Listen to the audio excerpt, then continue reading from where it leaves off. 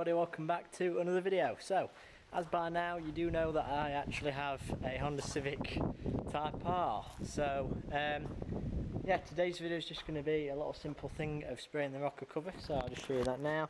I have actually gone and got it out already. Sorry, the strap is in the way. So yeah, we will be sanding this and just respraying it because I was thinking about sending it off to a company to have it like properly done in gloss and that. Yeah, I think you can get them done for about £100 or so. It's that sort of area. But I thought I may as well just do it myself because it's going to end up wrinkling off anyway, and it's not going to be gloss for long. So I thought I'd just do it for myself. So I've actually gone and got the cover off, the rocker cover. So this isn't actually that hard to do.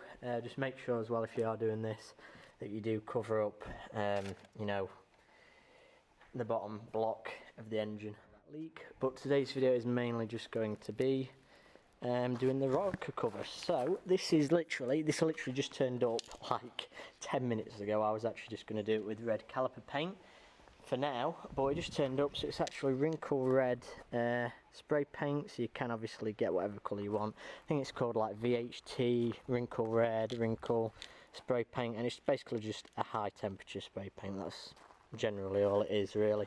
So as long as you can get one that can withstand high temperatures, because it will peel off, you know, after a few months if it gets too hot. So yeah, sorry, getting this out as well, I did mention it's literally really easy. There's just a load of little bolts. So these things that just sit, you can see they've got a little bit of a bit on the bottom there. I don't know how you can see that. It's got a bit of like a drop on it, so it sits into the rocker cover, and then it's just some caps. And then obviously the coil pack section here, and then all of them just with the relative bolts to make sure you got them right.